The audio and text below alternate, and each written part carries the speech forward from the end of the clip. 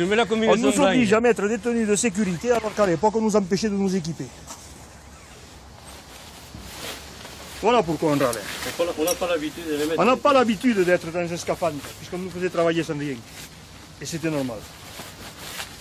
Et c'est pas pour vous emmerder, hein? Mais on a bien compris que ce n'était pas pour nous emmerder. Que c'est une obligation parce que c'est le contribuable qui paie. Alors moi je demande si on a la prime d'insalubrité. En plus. Tu crois? Bon, Qu'est-ce que tu penses qu'on la mérite après tout ce qu'on nous a fait avaler? Hein? Ah, ça te plaît comme ça? Oh, tu es magnifique. On va voir. Hein? Ça nous rappelle le bon vieux tag. Ouais.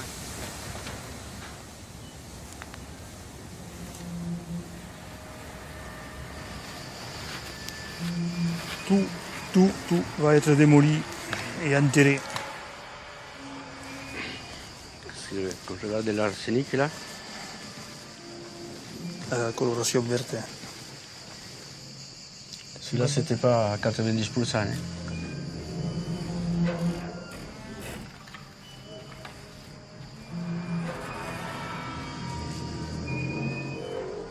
Ça a été arrêté en l'état. Hein.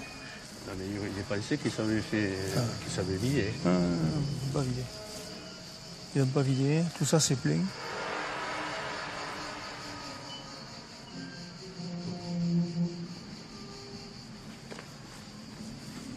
Ça nous fait beaucoup d'émotions. Mais chaque fois qu'on revient, c'est pareil. Hein. On a passé beaucoup de temps à l'intérieur. Hein. Et on a de très bons souvenirs aussi. Hein. Il faut pas, tout n'est pas négatif. Hein. Nous, on pense à tous les copains, à tous ceux qui ont travaillé avec nous, avec les fêtes qu'on a fait.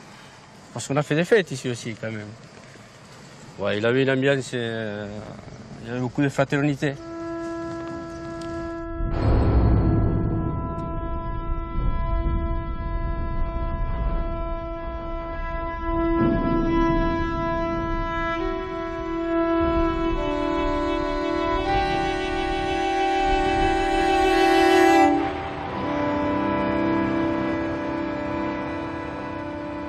À quelques kilomètres de Carcassonne et des châteaux cathares, Salsigne est la dernière mine d'or en France. J'y suis venu la première fois en 1989 pour y tourner un film, Les Vaches Bleues. À l'époque, à Salsigne, on mourait 2 fois plus qu'ailleurs du cancer du poumon. Mais on avait du mal à l'admettre.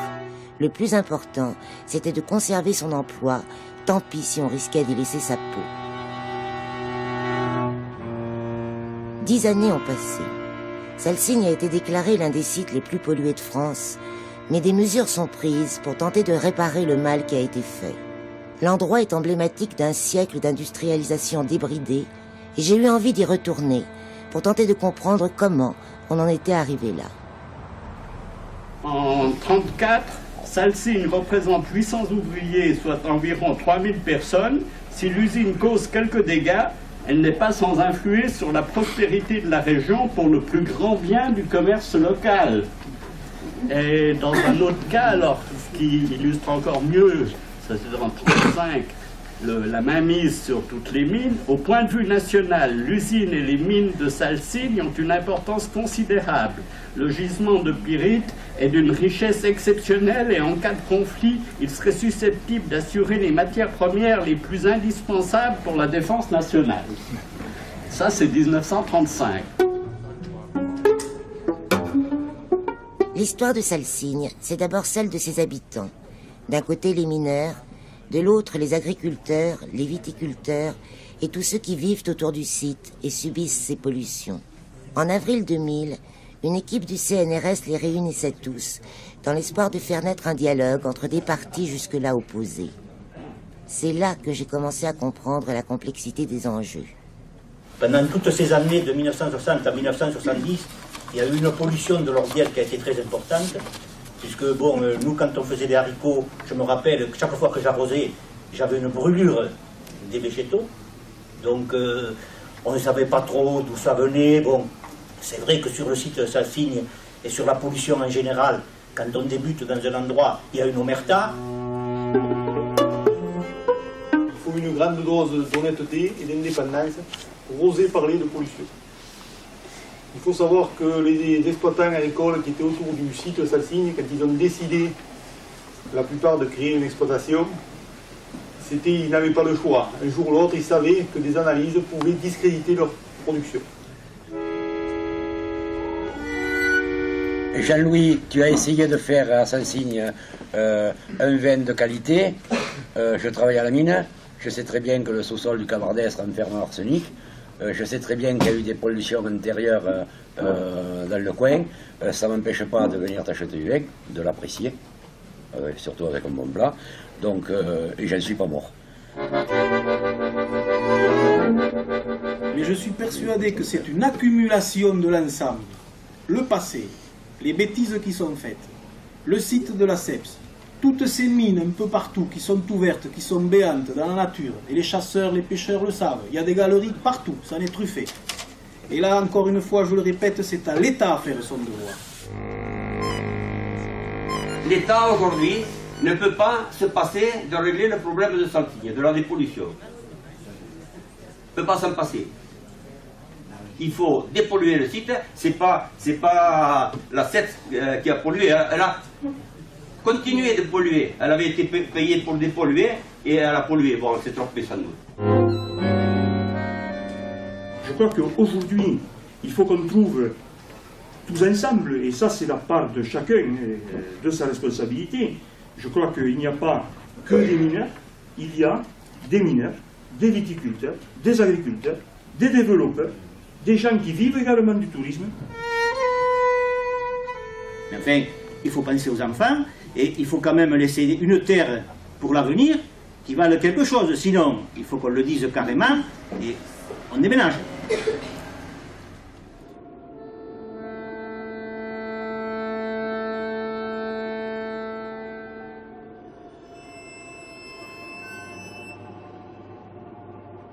Salsigne, ce sont des strates de pollution accumulées depuis un siècle. Le site est un gigantesque complexe qui fonctionne encore aujourd'hui. Il y a une mine souterraine classique, une mine à ciel ouvert, une usine pour traiter le minerai. Il y a aussi d'immenses lagunes, appelées plages, où se décantent les eaux usées et polluées. Mais les souvenirs des uns et des autres convergent irrésistiblement sur l'ancienne usine, dont la carcasse rouillée domine le paysage. Ici, pendant de longues années, on a traité le minerai dans un énorme four dont les émanations toxiques ont littéralement empoisonné la vie des habitants.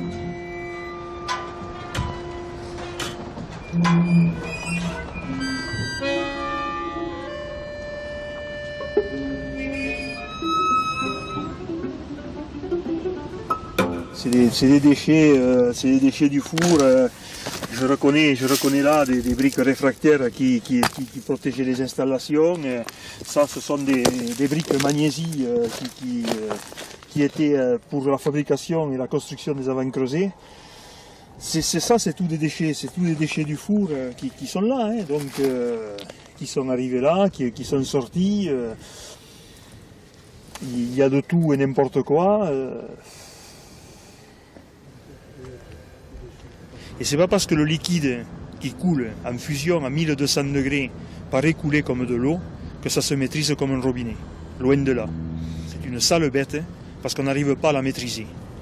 Et il faut savoir que ce métier, qui est un métier formidable, fabuleux, qui est un métier prenant, qui est un métier pénible, qui est un métier enrichissant, c'est un métier de fondeur. Et il faut aussi énormément de respect pour ces hommes qui travaillent autour des fours, quels qu'ils soient, parce que là, on est en présence de la matière, on est en présence de la fusion, et imaginez autour d'un volcan, sans pouvoir maîtriser quoi que ce soit, au risque d'explosion, au risque du danger d'accident. Alors il y a tout ce qui est rapport aux nuisances. Il y a les nuisances sonores, d'une part, qui sont assez pénibles, et pour lequel on a mis bien longtemps à mettre des protections en place. Il y a les nuisances de santé par les pollutions, les diverses pollutions, qui dans tout métier de fondeur, du moment que l'on crée des réactions chimiques, on crée des pollutions. Et à Salsigne, c'était quoi? Les pollutions essentiellement dues au gaz qui se découlaient de la fusion et à l'arsenic contenu dans le minerai qui, de toute façon, comme toute installation, avait des moments où il se retrouvait dans la nature. Et ça a été le gros problème et l'essentiel problème de Salsigne, les gaz et l'arsenic. On avait des quantités d'arsenic telles qu'on ne se rendait pas compte du danger. Et quand on voit l'arsenic qui était produit à Salsigne, ça ressemblait plus à de la farine qu'à un produit chimique. Et bien souvent, par le fait de côtoyer des anciens qui, eux, n'avaient pas conscience, nous, quand nous arrivions, nous n'avons pas forcément conscience du danger.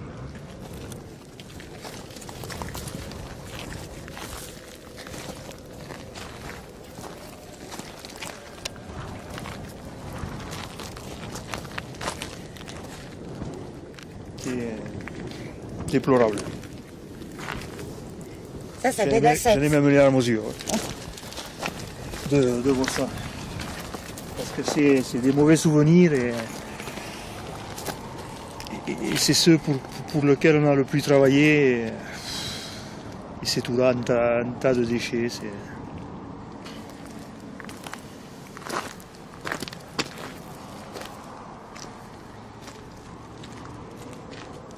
Pendant longtemps, la mine et l'usine formaient une seule entreprise sous contrôle de l'État. Mais j'apprends que les choses ont pris un tour dramatique en 1992, lorsque l'État a abandonné le site. La mine est alors reprise par des Australiens, et l'usine est vendue à un entrepreneur privé qui la transformera en incinérateur de déchets hautement toxiques venus du monde entier. Elle prend alors le nom de CEPS. Elle fonctionnera pendant 4 ans dans des conditions effroyables, avant de fermer définitivement. Bon, le problème, c'est que le four qui était sur Salsigne n'était pas adapté à traiter des déchets industriels. Il avait été conçu pour traiter les minerais de Salsigne, qui étaient des minerais bien spécifiques, et pour traiter donc l'or, l'argent, le cuivre, tous les métaux qui sont dans le sous-sol de Salsigne, mais pas pour traiter les déchets industriels. Donc à partir de là, quand on a une reconversion qui est faite comme ça par un industriel qui a senti que il y avait un problème social sur le secteur, il y avait un problème d'environnement à régler aussi sur des pollutions qui avaient été faites par les sociétés antérieures sur le site. Le gars a senti qu'il y avait une bonne pincée d'argent à prendre certainement, à endormir tout le monde, les politiques, l'administration, tous les riverains sur le secteur, et qu'il allait pouvoir faire n'importe quoi, n'importe comment, parce qu'ici il n'y avait pas grand monde. À un moment donné, il y a eu un incident sur l'usine, où il y a eu un rejet de je ne sais pas quoi. Et ici, tous les pins que vous voyez là étaient brûlés du côté sud. Ils sont devenus tout marrons. Bon, les bêtes qui pâturent sur l'herbe, qui avaient pris ces émanations toxiques, ont ingéré quoi, je ne sais rien. Et j'ai 2 ou 3 brebis qui sont mortes de on ne sait pas trop quoi. Voilà. Et c'est à partir de là qu'on a fait des recherches de métaux lourds pour voir si, à partir du moment où il y avait des métaux qu'on avait pu trouver à l'usine qui étaient passés dans les fours, on essayait de rechercher si on trouvait sur les foies de brebis ces métaux-là. Bon, effectivement, on a retrouvé ces métaux à des quantités qui n'étaient pas normales par rapport à ce qu'on trouve comme métaux sur une brebis. On a fait des contrôles avec des brebis qui venaient de notre secteur, et là, il n'y avait pas les mêmes taux de métaux lourds. Donc, ces métaux lourds, ils venaient bien de quelque part. Alors, bien entendu, l'industriel a toujours dit que ce n'était pas de chez lui, que c'était de... Mais pour moi, il est clair que ça venait de ça. Moi, je pense qu'il s'est passé quelque chose de grave sur Salsigne, parce que polluer comme ils ont pollué, moi je dis c'est scandaleux. Il y a eu un combat qui s'est mené entre l'industriel et puis l'environnement, et puis ça a duré parce que l'administration, à mon avis, ne savait pas qui c'est qui avait raison, quoi, qui était dans le vrai, si c'était l'industriel. Chaque fois que nous, au niveau de l'association, on allait à une commission locale d'information et où on gueulait, où on disait attends, ça va pas, tout ça, ça va pas, aussitôt derrière, l'industriel, il allait pour dire mais attendez, moi, il y a 140 types, si vous n'avez pas d'autorisation, je ferme. Bon, alors je comprends que le préfet, il a été peut-être emmerdé avec ce dossier, hein, c'est clair. Hein. Mais ma foi... c'est comme ça, c'est la vie au quotidien ici. Et nous, on y est au quotidien. Le préfet, il est dans sa boutique à Carcassonne là-bas, mais il n'est pas sur le terrain.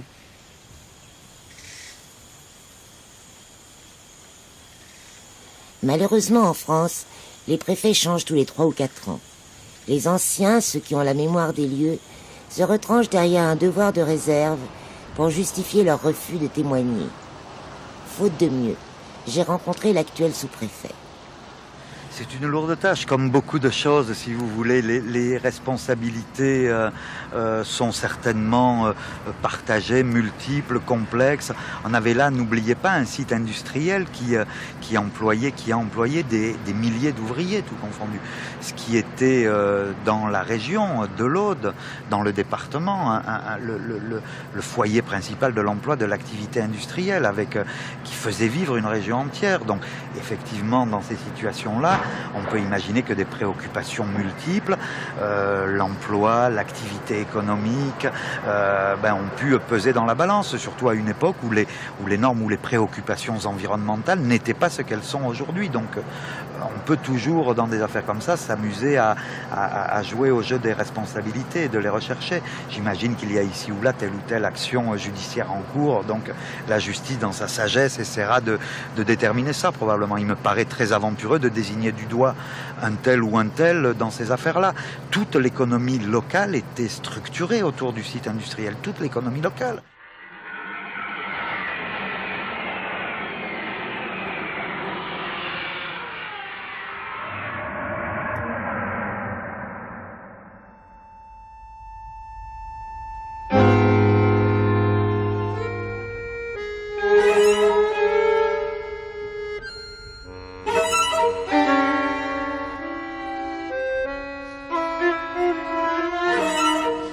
Oui, l'État est coupable d'avoir à des moments effectivement non seulement passé l'éponge sur des déviations, des déviances flagrantes de l'usine, mais en plus pour les avoir même autorisées à une certaine époque, puisqu'en 91, on avait sorti, nous, dans l'Indépendant, un arrêté préfectoral qui dépassait complètement inaperçu et qui autorisait l'usine à déverser des quantités industrielles, c'est le cas de le dire, de dioxyde de soufre dans l'atmosphère, parce qu'à ce moment-là, pour des raisons économiques, on avait arrêté une unité qui s'appelait l'unité de fabrication d'acide, qui était une sorte de filtre pour le dioxyde de soufre. Et ça, c'était pour des raisons économiques que l'administration avait autorisé l'arrêt de cette unité. Ce filtre ne fonctionnant plus, tout ce dioxyde de soufre partait dans l'atmosphère avec la bénédiction de l'administration qui avait pondu un arrêté autorisant des rejets massifs. Et à ce moment-là, il fallait des témoignages de gens alentours, de viticulteurs qui étaient incommodés, qui avaient les yeux qui piquaient, qui avaient le nez irrité, pour savoir véritablement ce qui se passait.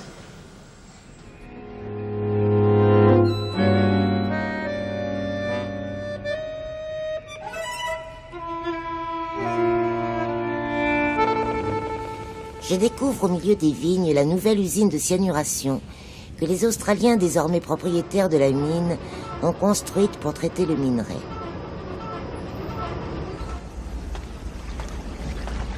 On m'assure que le traitement du minerai par cyanuration qui est développé ici est moins nocif que l'ancien procédé d'extraction de l'or par la fusion. C'est peut-être vrai en ce qui concerne la santé des ouvriers eux-mêmes, mais peut-on affirmer qu'il n'y a plus de risque pour l'environnement ?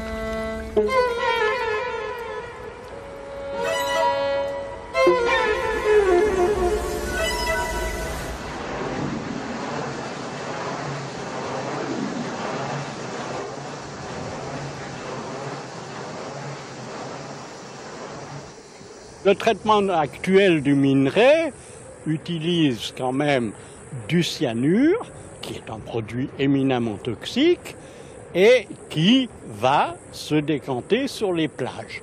Alors, en principe, sous l'effet du soleil et du vent, ça se transforme en cyanate qui est moins dangereux que le cyanure, mais donc tout ce qui se dépose sur les plages, c'est quand même un produit très pollué.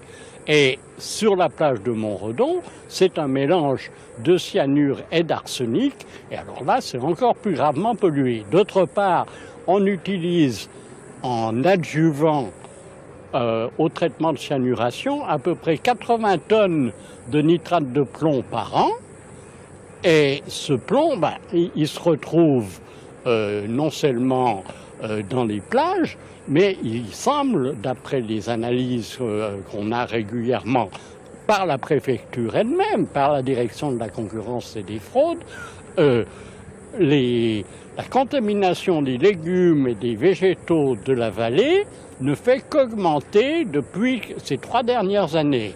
Donc c'est bien à cause de l'activité de la mine. Les berges des plages, les digues, si on peut dire, sont construites par apports successifs de sel déposé et ne sont pas stabilisées. Je veux dire, c'est monté au cours du temps. Alors si le fond est à peu près stable, la partie la plus haute de la digue n'est pas stabilisée. Et on sait très bien que quand il commence à y avoir une brèche, ça ne fait que s'élargir et ça peut tourner à la catastrophe. Ça devait être en 97 ou quelque chose comme ça. En février, les eaux de la lagune montaient dangereusement. Il y avait une autorisation de lâcher d'eau avec un petit traitement vraiment minimum prescrit par la préfecture. Nous avions été voir la direction régionale de l'industrie pour lui dire ça ne suffira pas ce traitement. Et effectivement, on a eu une hécatombe de poissons dans l'Orbiel. Mais ça, on le savait. Je veux dire, c'est vraiment la chronique d'une catastrophe annoncée.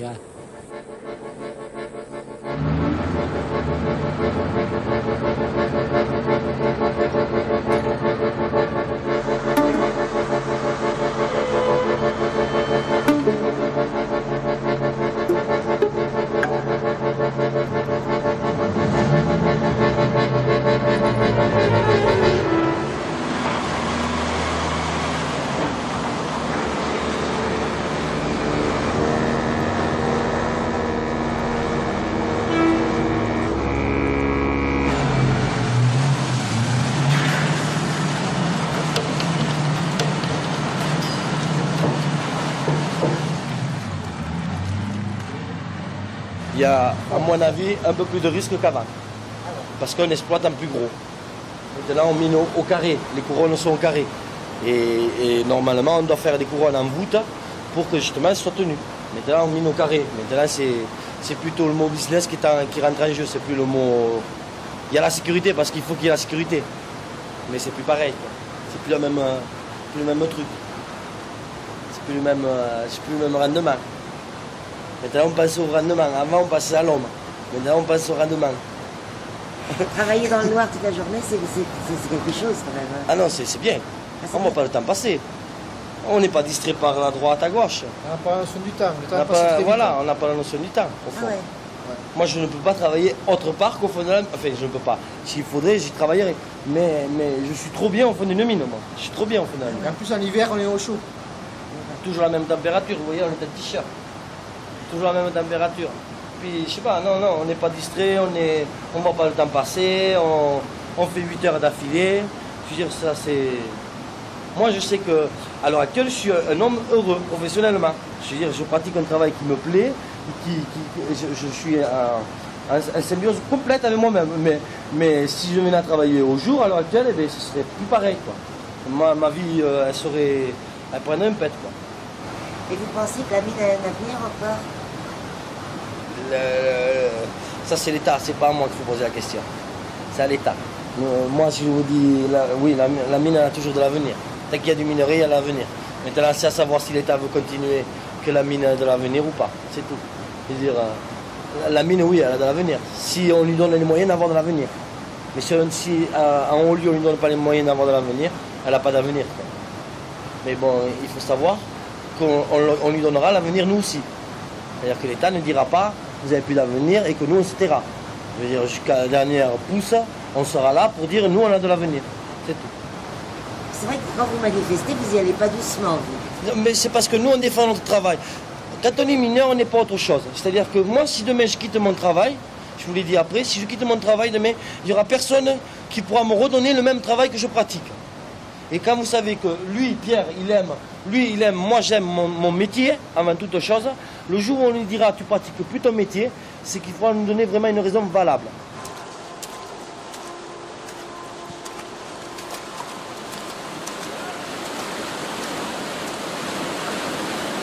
Il faut que vous compreniez, pour que tout le monde comprenne, que les eaux qui rentrent au fond de la mine, sont plus sales que quand nous on les ressort. Nous on les traite les eaux finalement. C'est pour ça que quand on entend dire que la mine pollue, c'est totalement... Elle pollue, mais quelle entreprise ne pollue pas? Quelle entreprise à l'heure actuelle, d'un gros moyen, ne pollue pas? Mais les eaux qu'on pénètre, ça a été des analyses qui ont été faites. Ce qu'il faut essayer de comprendre, c'est que toute la montagne ici, c'est plein d'arsenic. Donc en fait, il pleuvrait sur cette montagne, l'eau s'infiltrerait et ressortirait quelque part chargée d'arsenic. Je suis né ici dans la montagne. La montagne, je l'aime autant. J'aime autant la mine que j'aime la montagne au-dessus. Je veux dire, si je polluais vraiment, croyez-moi que je me tairais. Je veux dire, je dirais, bon, mais c'est d'accord, on ferme et il ne faut pas exagérer, quoi. Hein. Mais c'est faux, c'est des mensonges tout ça. C'est des mensonges, c'est une question de pognon tout ça, c'est tout. C'est pas autre chose. Mais c'est pas une question d'humanité, c'est pas être humain.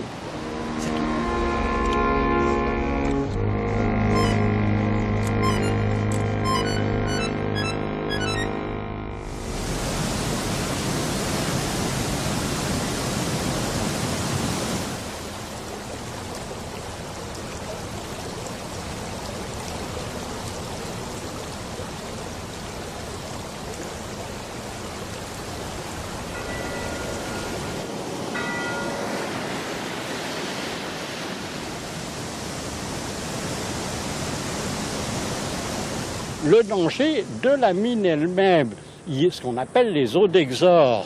Dire dans toute mine, il y a de l'eau qu'on doit pomper en continu et ces eaux sont très polluées et elles sont renvoyées dans le milieu naturel. Donc, je veux dire, on peut considérer ça comme une pollution normale pour une activité industrielle, mais dire qu'il n'y a pas de pollution, c'est vraiment un mensonge avéré. Il y a pollution.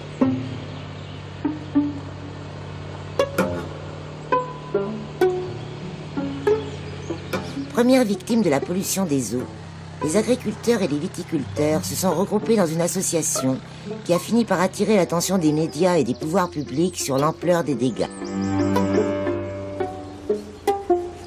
Donc on se trouve ici dans le vallon du Gourpéry. Le Gourpéry, c'est un petit ruisseau qui traverse ma propriété. Ce ruisseau arrive de la mine qui rejette certaines de ses eaux.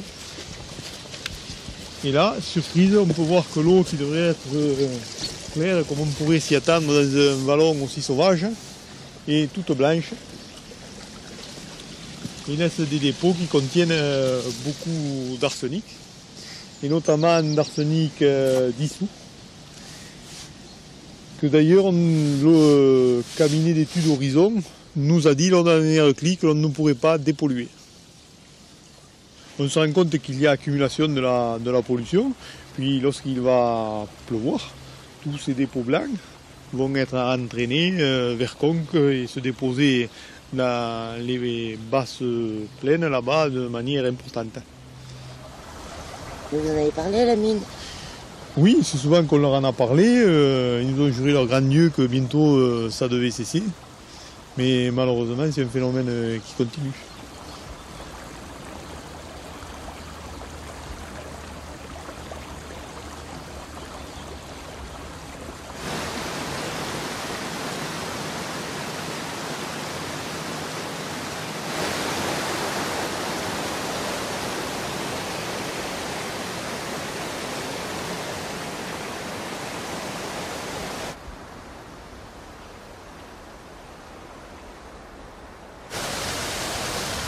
Cette rivière est interdite à l'irrigation parce qu'elle contient du plomb et de l'arsenic à forte dose, surtout en été, au moment où les maraîchers ont besoin d'eau. À partir de ce moment-là, une frange de la population s'est un peu alertée et a demandé des explications à l'administration. Et celle-ci toujours a nié en disant que c'était toujours la montagne noire qui polluait, que ça venait de la montagne noire mais que ça ne venait pas de la mine, que c'était une pollution naturelle. Il faut quand même se prendre un peu conscience que quand on moue une montagne, comme font les mineurs actuellement, à moins de 10 microns, comme on moue des graines de café, et puis après qu'on y met de l'eau dessus, d'un côté, on sort des bons express, et de l'autre côté, on extrait l'arsenic et l'or. Donc on s'aperçoit qu'automatiquement, la montagne sort de l'arsenic parce qu'on broie finement les rochers. Oui, quand ça ruisselle sur la roche qui n'est pas mou. Voilà, quand ça ruisselle, c'est quand ça ruisselle sur des pierres qui ont été broyées à moins de 20 microns, automatiquement, c'est le principe du café de la ménagère et les rochers de la montagne. L'eau ne peut pas sortir propre. Voilà. D'un côté, elle sort noire, et de l'autre côté, elle sort avec de l'arsenic. Là, il n'y a pas de problème.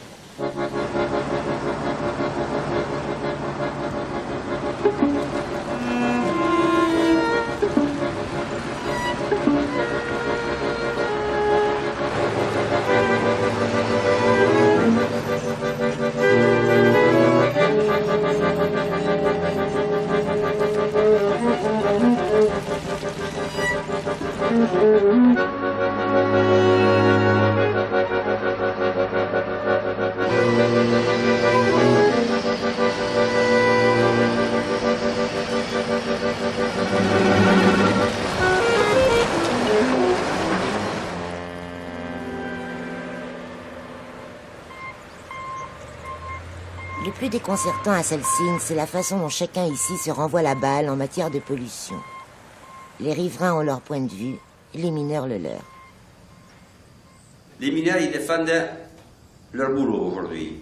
Bon, mais les gens de l'autre côté de la barrière, parce qu'il y a une barrière, il y a les gens qui défendent soi-disant l'environnement, il y en a quelques-uns qui défendent les problèmes de l'environnement, mais il n'y en a pas beaucoup. Les gens qui parlent de salade, du vin et du miel, ils défendent leur gagne-pain, ils ne défendent pas l'environnement. Je ne veux pas développer l'affrontement parce que je considère qu'il y a une dualité telle que ce n'est pas la peine d'en remettre une couche. Hein. Il y a deux clans et l'autre jour, les gars du Crésal demandaient si c'était un peu rapproché. Depuis, ils ne se sont pas rapprochés, ils ne se rapprocheront pas. Chacun défend un point de vue et c'est exactement le même. Ils défendent leur revenu, leur gagne-pain, chacun. Mais ce n'est pas dit comme ça. Il est certain qu'on ne peut pas dire que Salsigne ne pollue pas. Mais il est certain qu'on ne peut pas dire que quelqu'un qui exploite des vignes ou qui exploite des salades ou qui ne pollue pas non plus les sols. Parce que les viticulteurs jusqu'à aujourd'hui, c'est eux, les viticulteurs qui vont pleurer aujourd'hui, qui mettaient de l'arsenic dans la vigne. Et qui allaient l'acheter à Salsigne. Et ils venaient de Salsigne. Et si Salsigne avait fermé, ils auraient pleuré parce qu'ils n'avaient plus ce produit qui s'appelait déjà... Ah, je ne me rappelle plus. Je ne me rappelle pas. Depuis la Lyon. Mais ils ont mis les quantités industrielles, à tel point que dans les souches, on voit une poudre blanche, c'est de l'arsenic. Oui, mais ça fait rire, mais c'est comme ça. On a mis des quantités phénoménales d'arsenic sur les vignes. Tout le monde a sa part. Et aujourd'hui, on se fâche parce qu'il y en a un peu de fumée qui vient perturber ceci ou cela.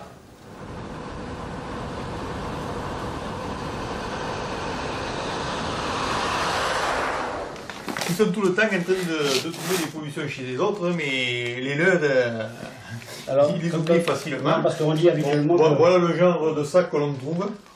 Qui part dans la nature. Nitrate de plomb. Et on dit que le plomb qu'on trouve, c'est le plomb des chasseurs. Voilà. Ça, vous l'avez trouvé où? Oh, mais vous avez qu'à traîner du côté de chez moi, ça va. C'est des emballements. Non, mais ça, c'était Marino dans une vigne à côté chez vous, ça. Ouais. Ça, c'était dans une vigne à côté chez vous. Oui, non, mais c'est des emballements. Et quand même, pendant 3 jours, lors du séminaire du Crésal, ils ont nié l'emploi du nitrate de plomb. Vous pouvez en être témoin. Moi, je trouve qu'on n'a pas le droit de jouer comme ça avec la santé des gens. Ça n'a pas de prix, la santé.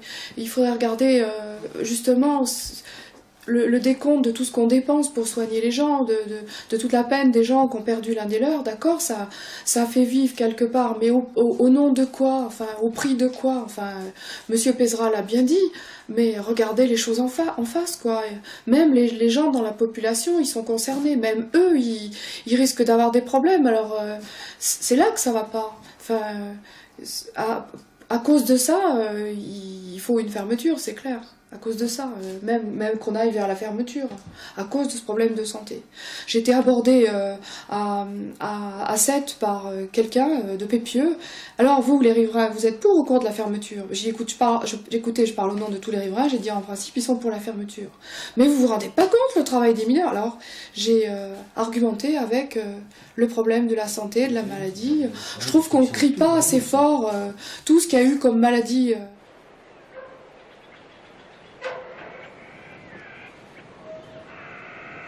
Là, il y a encore l'électricité. Là, t'as vu le box? On passe par là. Et puis on redescend.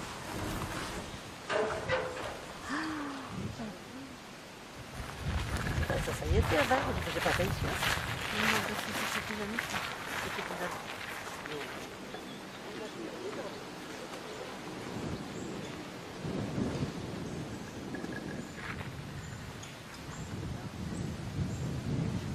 Et là, il y avait les jardins. Il y avait des jardins là, qu'on contournait pour aller au château. Ouais. Là, c'est... Ça, c'est ma grand-mère. Oui. Bon, là, c'est le bâtiment qu'il y avait dans ce sens. Avec trois familles de chaque côté.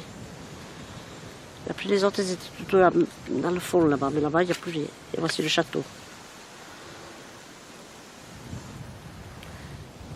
On avait un bassin dans la cour. Derrière, on avait une petite cour. Il y avait un bassin découvert. Et le matin, il faut envoyer une petite pellicule de blanche. Bon, on disait Arsène, mais vous ouvriez les robinets, ça repartait. Et on ne faisait pas plus attention que ça. Hein. On fait du vin ici. Parce que nous, le plus qu'on sentait souvent, c'était le soufre. Il y avait, suivant le vent qu'il faisait, on avait des odeurs de soufre. Mais après, je vous dis, on ne faisait pas attention. Hein. C'est toujours pareil, quand on y est dedans, les choses... C'est vrai qu'on a commencé à parler pollution depuis qu'il y a eu cet éclatement de la mine, enfin, mine-usine de produits chimiques, disons, avec la CEPS, tout ça. Mais jusque-là, jamais on n'avait parlé de pollution.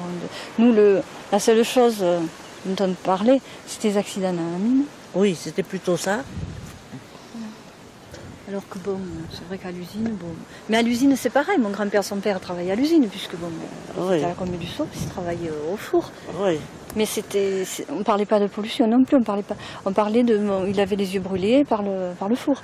Mais on ne parlait pas parce qu'il touchait de l'arsenic ou parce qu'il faisait tout, puisqu'il portait les lingots et tout, c'était de A à Z hein, à l'époque.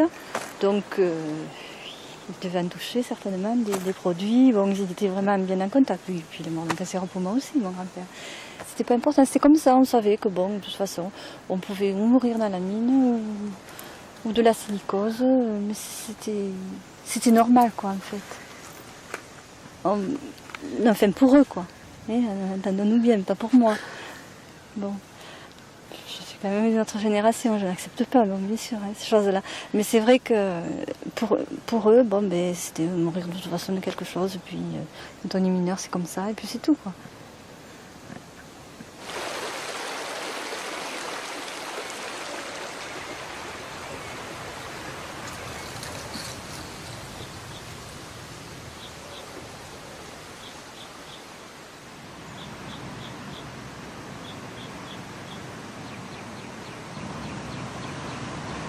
On fait un film sur la mine de Salsigne en ce moment, sur l'histoire de la mine de Salsigne. Et on nous a dit que le ruisseau était très pollué. Il n'y a pas de pollution ici. Qui c'est qui vous a dit ça? Tout le monde le dit. Nous, on récolte, on boit de l'eau et rien ne fait mal. Hein. Ouais. Oui, mais il y a eu des mesures qui ont été prises. Oh, il ne faut pas le regarder ça. Hein. Moi, je n'ai jamais rien regardé. Moi, j'ai travaillé pendant 40 ans à Salsigne, je n'ai jamais fait de rien, hein, rien. Moi, je continue mon jardin comme d'habitude. Hein. Mais on ne vous a pas dit que c'était dangereux. Non, mais vous ne connaissez pas, vous le connaissez pas de Salsigne. Hein. Si, je connais, oui. Moi, je vous dis qu'elle était 40 ans, moi, là-haut. Je travaille pendant 40 ans là-haut. À la mine ou à l'usine? À l'usine. Et à l'usine et à la mine. Alors, et je ne suis pas mort encore. Et après, on dit que tout le monde est mort là-bas. Il ne faut pas écouter ce qui se dit. Hein. C'est dur quand même comme travail, non? Oh non, c'est pas plus dur qu'autre chose. Il ne faut pas dire que ce soit dur, c'est pas vrai. Mais quand j'étais pas tout seul, on était 400 à l'usine à l'époque. Il n'y a personne de mort. Hein, quoi, hein. Ah si, il y en a eu. Oh, il y en a eu. Ils sont morts de quoi? Ils sont morts. Des cancers du poumon. Oui, mais moi j'en suis pas de poumon. Vous avez de la chance. Oui. Il n'y en a pas beaucoup de poumons. De poumons, il n'y en a pas beaucoup. Il y en a eu pas mal. Il y en a eu au moins 60. C'est pas grave. Beaucoup quand même. Oh, c'était pas grave, ça se soigne. Et vous n'aviez pas des dermatoses et tout ça? Rien. On va aller rencontrer M. Spezia. Monsieur Spezia, vous avez mon chouchou. Hein? Vous avez mon chouchou. On y va maintenant. Oui, parlez avec lui. Vous lui direz que quand il a parlé comme ça. Vous verrez qu'est-ce qu'il vous dira, lui aussi. Il en a mangé plus que moi de l'arsenic, il n'est pas mort encore. Il était ingénieur, celui-là. Spezia? Non, il était au four. Bien. Ingénieur, il était. Oui. Il était ingénieur, oui.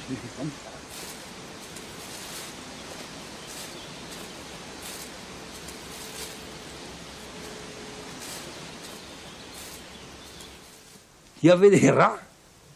À l'époque, ils fabriquaient les flûtes en bois. Ils achetaient un barillet en bois. Il y avait des bondes comme des barriques.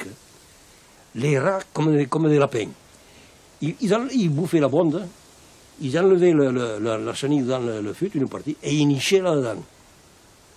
Ils étaient pelés, il n'y avait pas de queue, parce qu'ils se battaient entre eux, il n'y avait pas d'oreilles, je sais moi. Ils étaient gras comme des lapins. Au début, vous étiez conscient que l'arsenic c'était dangereux? Mais bien sûr qu'on le savait. Mais quand on travaillait dans le circuit d'arsenic, on se gonflait comme des melons, comme on dit. Il fallait devenir comme des monstres.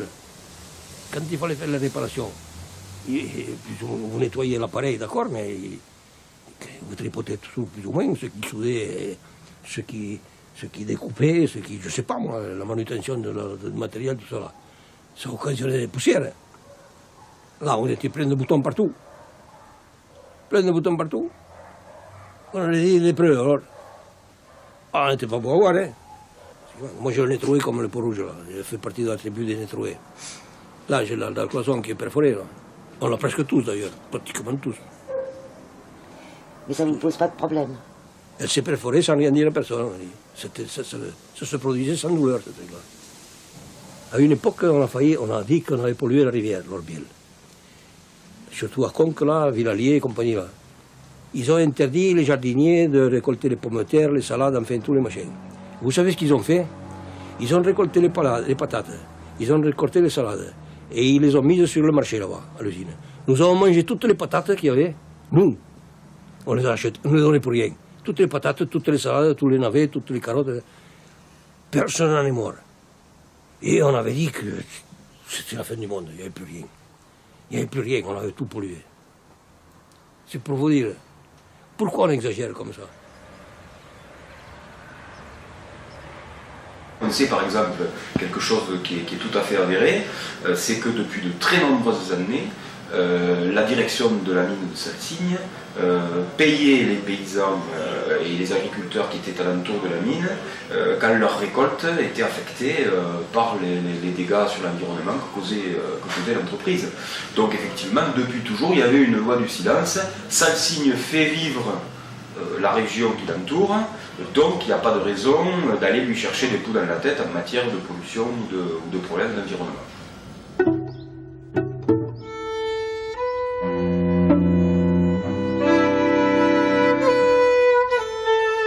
Le 16 mai 1936, le Centre national de la recherche agronomique communique. À ce jour, 4 lapins, un lièvre, 4 petits oiseaux, des personnes auraient été intoxiquées. Presque plus de gibier à Villeneuve, à Montaulieu presque plus de lapins, presque plus d'abeilles dans les pays voisins de l'usine. Les analyses révèlent une quantité énorme d'arsenic, des taux capables d'entraîner la mort d'animaux.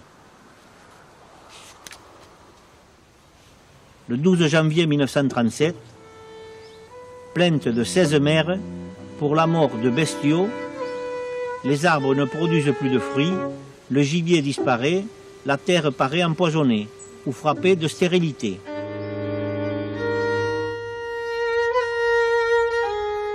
Madame de Saint-Jean, au lieu-dit Le Syndiat, écrit à la préfecture le 6 décembre 1938. Propriétaire d'une laiterie à 850 mètres en aval des usines, ravagée par les fumées et les eaux venant de ces usines. Nous avons perdu en 2 ans 10 vaches laitières, 2 chevaux, des fourrages reconnus impropres à la consommation. En 1946, 6 chevaux sont morts d'intoxication arsénieuse, tous avec les mêmes symptômes de folie apparente. Il aura fallu attendre la fin des années 90 pour que l'État, sous la pression d'une opinion publique exacerbée, décide enfin de s'impliquer. Des rapports d'experts ont été commandités et l'ancienne usine, celle que les gens d'ici appellent familièrement la verrue, va être démantelée pour un coût estimé à 200 millions de francs.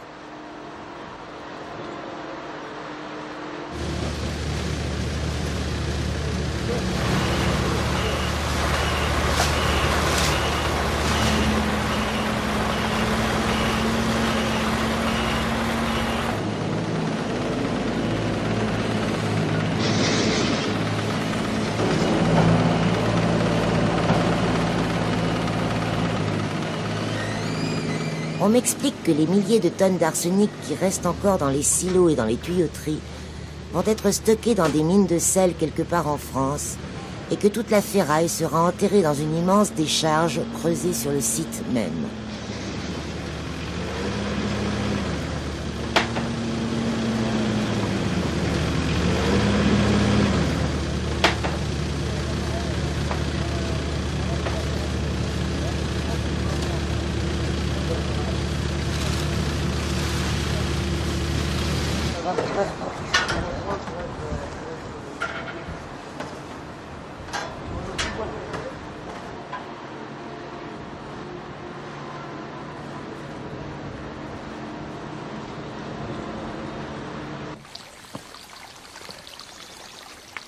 Malheureusement, la pollution de Salsigne est plus étendue encore que je ne le pensais.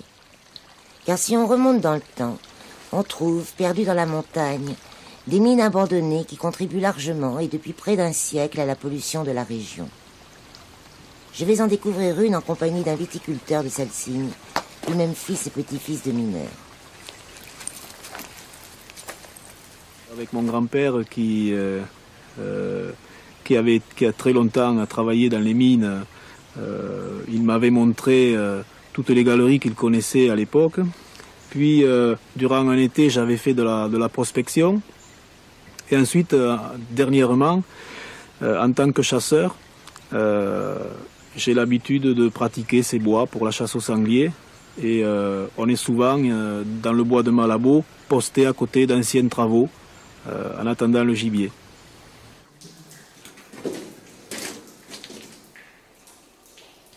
J'ai coupé dans mes mains de tout petits cristaux d'arsenic et on peut constater que sur le côté, sur les parois, à plusieurs endroits, la présence de cristaux d'arsenic qui sont nés sur les parois des galeries.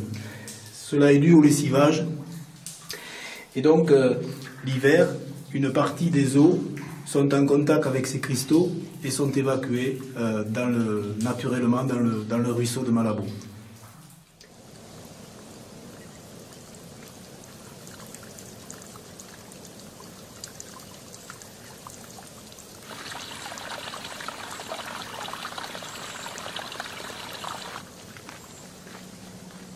Et on se situe ici sur un monticule de déchets de flottation des anciennes mines d'argent de Malabo, à proximité de ce qu'il reste des anciennes industries de flottation et de broyage, concassage et broyage, qui étaient situées à flanc de coteau. Également, plus haut, au nord, se situaient les anciens fours de Malabo. Donc actuellement, tout est en état de ruine et les bâtiments les plus importants ont été détruits il y a entre 25 et 30 ans.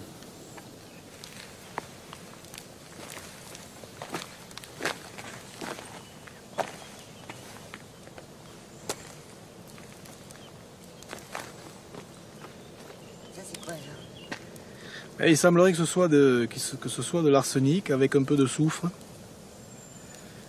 Quand on extrait 10 grammes d'or à la tonne ou 200 grammes d'argent à la tonne, il faut savoir qu'il y a 9980 kilos de déchets, c'est-à-dire pratiquement autant que de minerais.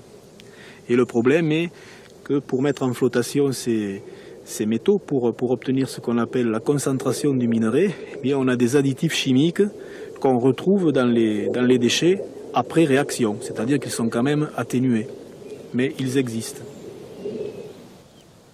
Voilà, la vallée de Malabo, c'est un coin qui est un petit peu perdu dans la montagne, mais que les champignonneurs et chasseurs connaissent très bien. Il est passé des milliers de personnes sur ce tas de déchets, et à quelques dizaines de mètres de là, des champignons, des cèpes notamment, ont été de tout temps consommés.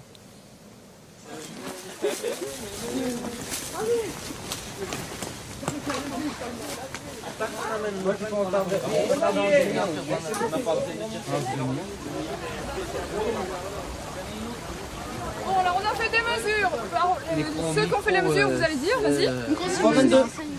3,22 de quoi? Le pH 3,22. Conductivité 1490. Micro-Siemens. Micro-Siemens. Donc par rapport à tout à l'heure, on a trouvé 95. Et là, on trouve 1400 et quelques. C'est énorme. C'est énorme. Donc qu'est-ce que ça veut dire? Qu'il y a beaucoup... Non, non. D'arsenic, de conductivité. S'il y a beaucoup de conductivité, qu'est-ce qu'il y a dans l'eau? Des métaux. Du cuivre, de l'argent, du cadmium, du plomb, etc. Ah, ta mère va te tuer.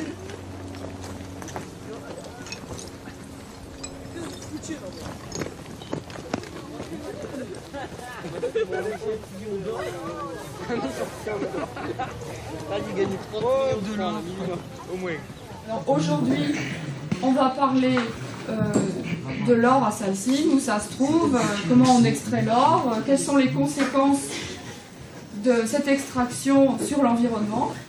On va vous passer le début d'un film, et ce film s'appelle Les Vaches Bleues.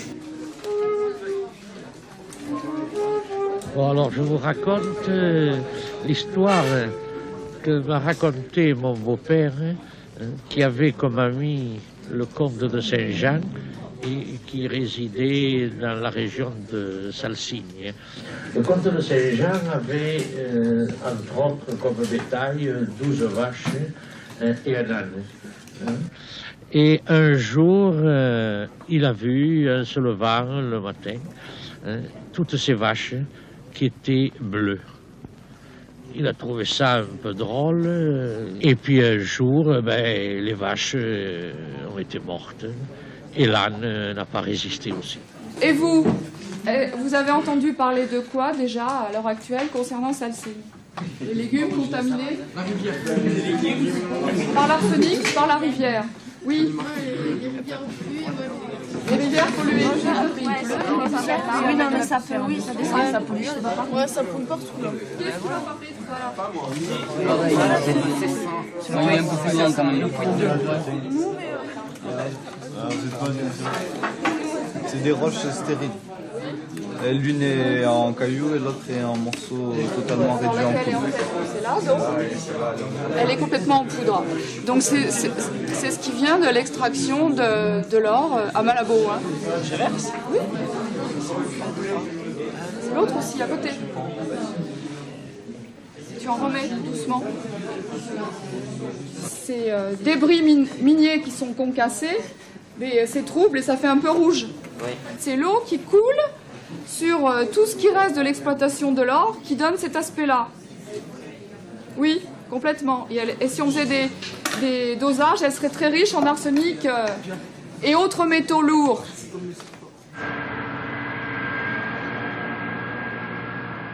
Depuis que je connais Salsigne, j'entends dire périodiquement que la mine va fermer. Il semblerait que cette fois-ci, l'État ait arrêté une date définitive, mars 2003, et qu'il s'engage à financer pour moitié le coût des travaux nécessaires à la mise en sécurité du site, ce qui implique notamment la surveillance des eaux fortement chargées en arsenic, qui, une fois la mine fermée, vont noyer les galeries et se répandre dans l'environnement. Moi, je trouve que la France, quand même, on a une histoire minière, je veux dire, et c'est vrai que ça devient, c'est délaissé, ça, quoi. Je veux dire, quelque part, c'est un patrimoine, enfin, c'est quelque chose qu'on perd en France, quoi. Je veux dire, Germinal, enfin, il y a toute une histoire des mines qui font que ça méritait, Salsigne, c'était une mine d'or, ça méritait d'être plus attentif. et donner les moyens pour que Salsigne tourne, parce que c'est sûr que si on lui donne les moyens, c'est viable, quoi. On nous parle de nous recycler, mais on ne nous parle pas de la dépollution. Mais de vous recycler où alors? Ça, on l'a vécu déjà une fois, c'est des belles paroles. Puis après, quand la mine est fermée, quand tout est fermé, que vous vous retrouvez devant l'état des faits de trouver un emploi, c'est chacun. Mais je crois que c'est partout pareil, quoi. Je veux dire, chacun doit se débrouiller.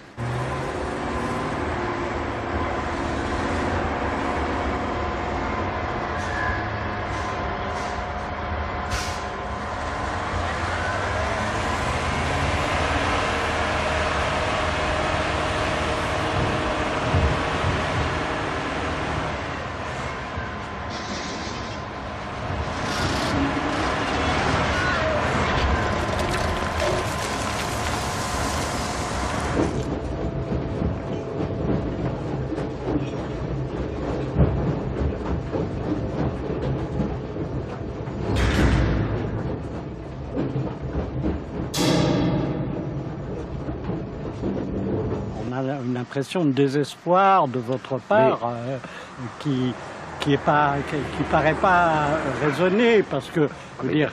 Qui paraît pas raisonné, monsieur Pichbloch, chaque fois qu'il y a la pression populaire, hein, derrière ça bosse, Les énarques qui travaillent que comme ça, que quand ils ont un grand coup de pied au cul. Donc, s'il faut leur foutre un coup de pied au cul, les mineurs, c'est pas des gens qui ont l'habitude de mendier leur pain, c'est des gens qui ont l'habitude de le gagner. On leur fout des bâtons dans les roues, ils se battront. Vous savez maintenant, en réunion syndicale, vous savez ce qu'ils font? Quand j'arrive, ils commencent à me chanter un chant des partisans. Vous le connaissez, ce chant des partisans? Ils me chantent rien que de phrases. Montez de la mine, descendez des collines, camarades. Et il y en a 3 ou 4 derrière qui reprennent. Ohé, saboteur, attention à ton fardeau, dynamite. Ça veut tout dire. Ça veut tout dire. Après 100 ans d'exploitation de la mine, il faut regarder les yeux ouverts la possibilité d'aller vers un arrêt, mais un arrêt à terme, préparé, et où les mineurs retrouveront une partie de leur boulot à faire la dépollution, la mise en sécurité du site. Il y a combien d'anciens salariés de la CEPS qui ont travaillé? C'est des boîtes de Marseille qui sont venues ici. Non, il y a des déchets qui sont envoyés à Marseille. Non, mais non, les mecs qui sont venus pomper l'arsenic dans le Silolane, c'était pas des anciens salariés, c'est des boîtes d'ailleurs. Bon, on fait une fermeture propre, on laisse l'environnement propre, mais on s'occupe, l'environnement, c'est aussi l'environnement humain. Quelqu'un qui a travaillé 10, 15, 20 ans dans des mauvaises conditions à la mine, qui s'est cassé les reins sur un engin, on n'y dit pas du jour au lendemain, tu vas aller travailler au régime général jusqu'à 60 balais. Le reclassement des hommes, il est à compter dedans. Pourquoi est-ce qu'il y a une telle haine? Attends, la raison de la colère des mineurs, on les promène, ça fait 2 ans qu'on les promène. Ouais. On leur dit aujourd'hui blanc, le lendemain noir. On leur fait du harcèlement moral. Les mineurs, on leur a dit l'activité, 2 ans. Puis demain, on leur dit, bon, on ne sait pas si on arrêtera demain. On s'amuse, on joue avec leurs nerfs. On joue avec les nerfs des gens. C'est du harcèlement moral. Non mais c'est ça votre gros problème, c'est que vous aimeriez un accord définitif. Un accord définitif qui prenne en compte la fin de la vie industrielle de la vallée du Cabardès. L'environnement. On est le site le plus pollué de France, on se donne les moyens de le laisser le plus propre possible. On n'enlèvera pas tout arsenic, parce que s'il n'y avait pas eu d'arsenic dans la montagne noire, il n'y aurait jamais eu les mines d'or.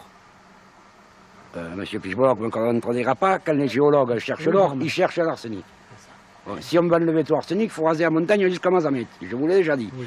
Donc, on n'enlèvera pas, on n'aura jamais dans l'Orbiel 0 arsenic.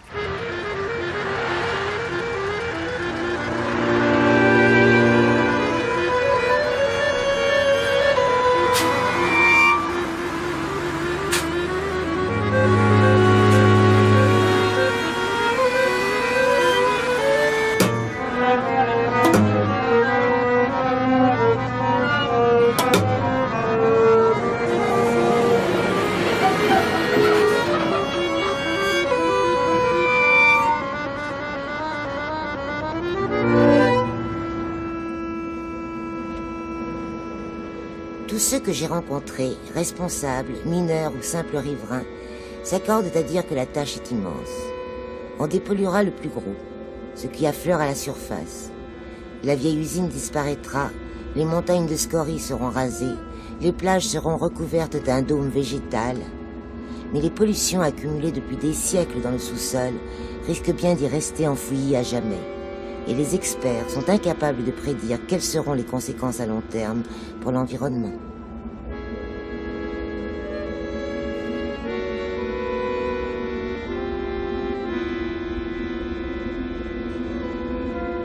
C'est toutes les erreurs humaines qui se font un peu à notre époque. Où c'est que l'on voit un château délabré, des lieux de stockage qui sont dans un état lamentable, et où heureusement il y a une nuée d'espoir, où c'est que l'on voit les éoliennes qui sont quand même ce qu'on fait de mieux dans le genre de la technologie propre, qui quand même dominent ce site.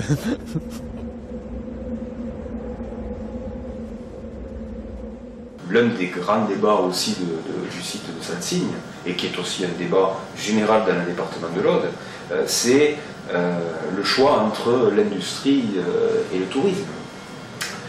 Et c'est vrai que ce choix-là, il est très difficile à faire parce que les gens sont conscients de ce que leur apporte une grosse entreprise industrielle avec plusieurs dizaines, voire plusieurs centaines de salariés en termes de salaires qui sont retombés sur place, en termes de maisons, de construction, etc. Ils sont beaucoup moins conscients de manière évidente de ce que peut leur ramener des retombées touristiques d'un site par exemple comme les châteaux de l'Astour, où il vient effectivement du monde, mais qui passe comme ça, qui dépense ou qui ne dépense pas, et qui en tout cas ne s'arrête pas.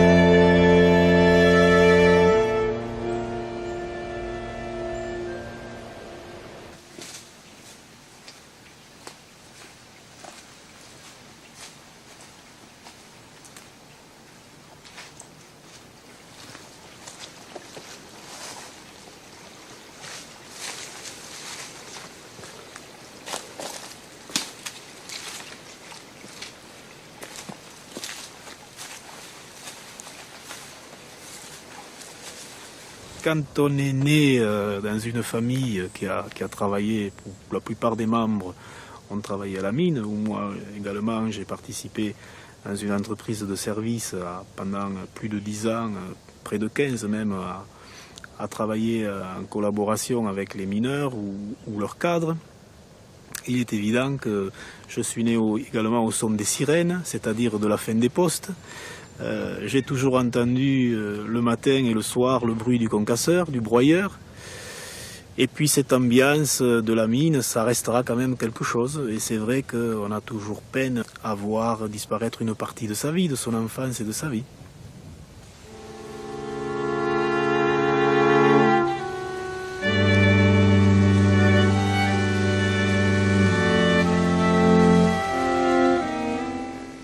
Ce n'est pas une des moindres contradictions de Salsigne que l'attachement très fort pour cette mine qui a beaucoup pollué, mais qui a aussi pendant des siècles façonné le paysage et la vie de ses habitants. Ici comme ailleurs, on observe toutefois une lente évolution des mentalités. On ne peut plus, comme il y a 10 ans, taire des nuisances pour préserver l'emploi. De là à imaginer un monde où il n'y aurait plus trace des erreurs humaines, le chemin risque d'être fort long à parcourir.